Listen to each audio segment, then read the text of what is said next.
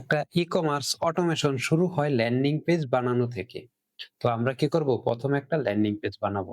তো চলুন landing page বানানোর জন্য অনেকগুলো অপশন আছে। তার মধ্যে একটা অপশন হচ্ছে ওয়ার্ডপ্রেস, শপিফাই আছে। ঠিক এরকম আরো অনেকগুলো অপশন আপনি পাবেন। আবার আপনি কাস্টমও তৈরি করে নিতে পারেন। আবার আমাদের বাংলাদেশে অনেক সার্ভিস প্রোভাইডার আছে যারা ই-কমার্স অটোমেশন সলিউশন প্রোভাইড করে থাকে। এগুলোর মধ্যে মোটামুটি সবকিছু আগের থেকেই রেডি করা থাকে। অনেকে ল্যান্ডিং পেজ সার্ভিসটা দিতে পারে, আবার অনেকে ল্যান্ডিং পেজ সার্ভিসটা দিতে পারে না। কিন্তু আমাদের ইএল গ্রোথ থেকে যেই ওয়েবসাইটটা আপনি নিবেন সেটার মধ্যে আপনি শুধু ল্যান্ডিং পেজ সার্ভিস না, পূর্ণাঙ্গ একটা ল্যান্ডিং পেজ এআই সিস্টেমে কিভাবে তৈরি করবেন সেইটা পর্যন্ত পেয়ে যাবেন। তো আমরা দেখব কিভাবে একটা এআই ল্যান্ডিং পেজ তৈরি করতে হয়। এই যে দেখুন বাম পাশে স্ক্রিনে ল্যান্ডিং পেজ নামক একটা মেনু আছে। এই মেনুর আন্ডারে ৩ টা অপশন আছে। একটা হচ্ছে এআই ল্যান্ডিং পেজ, একটা হচ্ছে ক্রিয়েট ল্যান্ডিং পেজ, আরেকটা ল্যান্ডিং পেজ লিস্ট। আমরা কি করব?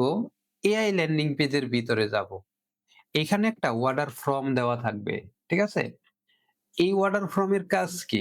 সরি, ল্যান্ডিং পেজ তৈরির জন্য এআই এর মাধ্যমে যদি আপনি ল্যান্ডিং পেজ তৈরি করতে চান তাহলে এই ফর্মটা আপনার ফিল আপ করতে হবে। আমার অলরেডি ফিল আপ করে একটা ল্যান্ডিং পেজ তৈরি করা আছে। আপনারা এটার জন্য আলাদা টিউটোরিয়াল পাবেন। এই ভিডিওর ডেসক্রিপশনেই দেয়া থাকবে টিউটোরিয়ালটা। যদি না থাকে আমাদেরকে ইনবক্স করেন। আমরা আলাদাভাবে আপনাকে সেই টিউটোরিয়ালটা দিয়ে দিব ইনশাআল্লাহ। তো আমাদের একটা ল্যান্ডিং পেজ এই ফর্ম ফিল আপ করার মাধ্যমে তৈরি করা আছে। সেই ল্যান্ডিং পেজটা কোনটা? এই যে এই ল্যান্ডিং পেজটা। এখন এই ল্যান্ডিং পেজটাকে আমরা কনফিগার করব। যখনই আমরা চলে যাব ল্যান্ডিং পেজ লিস্টে দেখেন এখানে সেই এডিট বাটনটা পাওয়া যাইতেছে। এই যে ল্যান্ডিং পেজ এডিট এখান থেকে সিম্পল ভাবে মানে আমরা মাইক্রোসফট ওয়ার্ড অথবা অন্য যে কোনো জায়গার মধ্যে যেভাবে টাইপ করি এভাবে টাইপ করার মাধ্যমে আপনি আপনার কনটেন্ট গুলো পরিবর্তন করবেন। আর ছবিগুলো ইমেজের উপর ডাবল ক্লিক করলে আপনি ইমেজ আপলোড করা অপশন পাবেন। মানে ইমেজগুলো চেঞ্জ হয়ে যাবে। দেখুন কতটুকু সুন্দর একটা ল্যান্ডিং পেজ। পরবর্তী কাজ হবে অর্ডার ফ্রম কনফিগারেশন।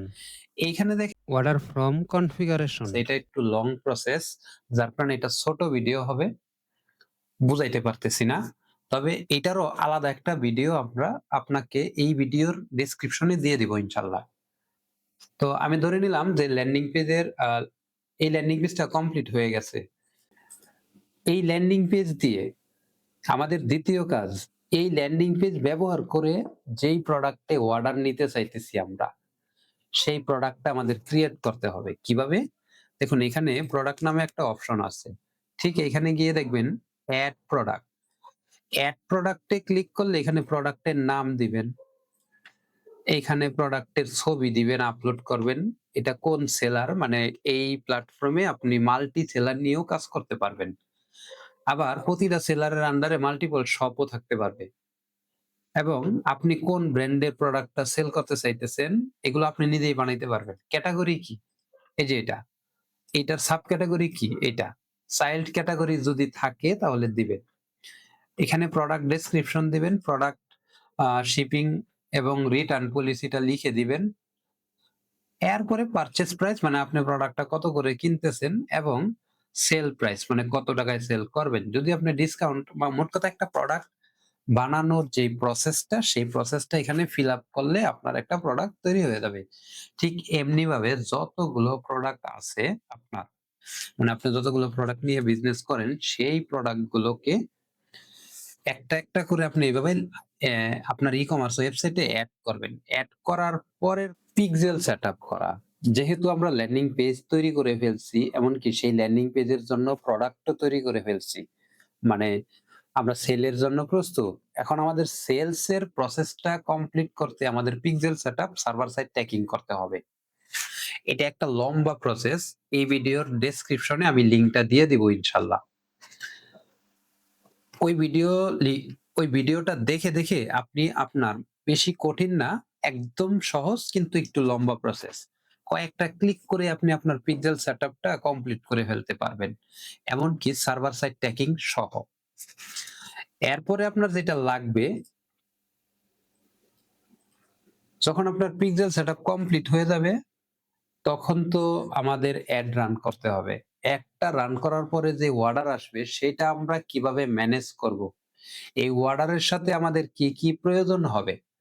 যেমন ইনভয়েস লাগবে, অর্ডার আপডেট করার অপশন থাকতে হবে, কুরিয়ার ইন্টিগ্রেশন করতে হবে। তো আমরা কি করব? এখন কুরিয়ার ইন্টিগ্রেশনটা কিভাবে করতে হয় এটা আমি দেখায় দিতেছি। বিজনেস সেটিং এ একদম নিচে কুরিয়ার ইন্টিগ্রেশন। আমাদের এই অ্যাপ্লিকেশনে ২ টা কুরিয়ার কোম্পানি আমরা অলরেডি কনফিগার করে রাখছি আপনাদের জন্য। আপনাদের কাজ হবে শুধুমাত্র কুরিয়ার কোম্পানির এপিআই টোকেন গুলো নিয়ে এইখানে বসায়া দিবেন। যেমন স্টোর আইডি, ক্লায়েন্টের সিক্রেট, ইউজার নাম এবং পাসওয়ার্ড।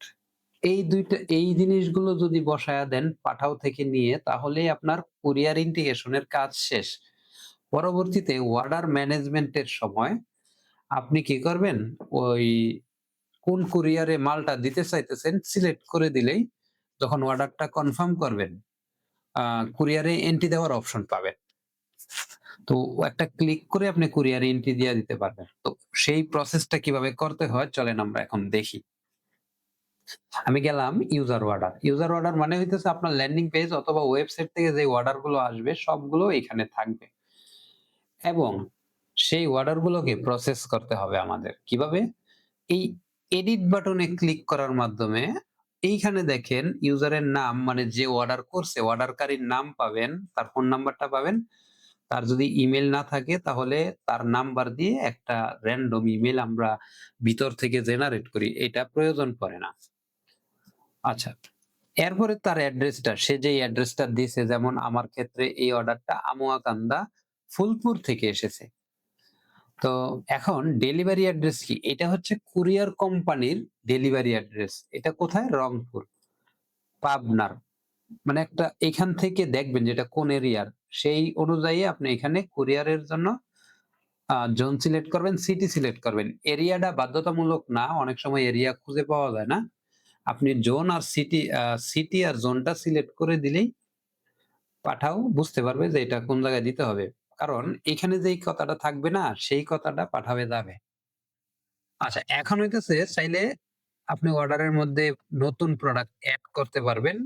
আবার পুরাতন প্রোডাক্ট ডিলিট করতে পারবেন। এই যে এখান থেকে দেখেন মাইনাস বাটনে ক্লিক করলে এড করতে পারবেন।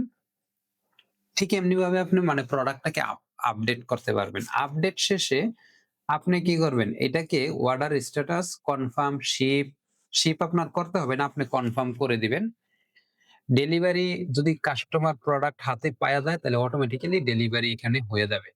মানে স্ট্যাটাসটা পরিবর্তন হয়ে যাবে। কাস্টমার যদি না নেয়, ক্যানসেল করে দেয়, আপনি ক্যানসেল করে দিবেন।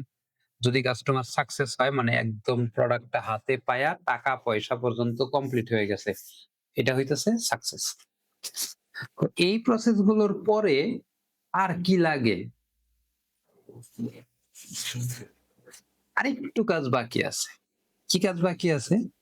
কুরিয়ারে তো এন্ট্রি দিয়া দিছি। এখন কুরিয়ার কোম্পানির কাছে তো আমাদের একটা আ আইডি লিখতে হবে পার্সেলের গায়ে, তাই না? সেই আইডিটা কিভাবে পাওয়া যাবে চলেন দেখা যাক। এটা কিন্তু সেই অর্ডার লিস্টে যায়া কুরিয়ার এন্ট্রিটা এখান থেকে ম্যানুয়ালি আপনার দিতে হবে। যেই কয়টা প্রোডাক্ট আপনি সিলেক্ট করবেন, অর্ডার সিলেক্ট করবেন, সেই অর্ডার গুলোকে এইখান থেকে যে কোন কুরিয়ারে দিতে চান, স্ট্রিট ফাস্ট নাকি পাঠাও, সিলেক্ট করে সেভ এন্ট্রি দিলে কুরিয়ারে অটোমেটিক এন্ট্রি হয়ে যাবে। কুরিয়ারে এন্ট্রি দেওয়ার পরে দেখবেন এখানে একটা কুরিয়ার স্ট্যাটাস দেখাবে। এটা একটু টাইম পরে আসে, একসাথে আসে না। ঠিক এমনি ভাবে দেখেন এই ডান পাশে একটা ট্র্যাকিং নামে একটা বাটন আছে। এখানে ক্লিক করলে দেখেন আপনার আ ড ডেলিভারির মানে পুরাপুরি ট্র্যাকিংটা, কুরিয়ারের ট্র্যাকিংটা আপনি এখান থেকে একটা লিংক পেয়ে যাবেন। ঠিক আছে? এখন আপনার কাজ হইতেছে এই অর্ডারটার জন্য ইনভয়েস তৈরি করা। ২ টা ইনভয়েস পাবেন। আপনার খুশি আপনি ২ টাই চাইলে ২ টাই। একটা হচ্ছে পজ প্রিন্টার যেটাকে আমরা লেবেল প্রিন্টার বলি, স্টিকার প্রিন্টার বলি। সেটা হচ্ছে এইটা দেখুন। এই যে এইরকম একটা ছোট ইনভয়েস প্রিন্টার মানে ইনভয়েস পাবেন যেটা লেভেল প্রিন্টারের জন্য খুব ভালো কাজ করে। আরেকটা হচ্ছে A4 সাইজের প্রিন্ট মানে ইনভয়েস। এটা এই ইনভয়েসটা হচ্ছে এরকম। তো আপনি চাইলে ২ টাই প্রিন্ট করে একটা পার্সেলের গায়ে লাগাবেন, আরেকটা পার্সেলের ভিতরে মানে প্যাকেটের ভিতরে দিয়ে দিবেন কাস্টমারের জন্য। তো এই ছিল একটা ই-কমার্সের মোটামুটি একটা ওভারভিউ অটোমেশনটা আসলে কিভাবে করতে হয়।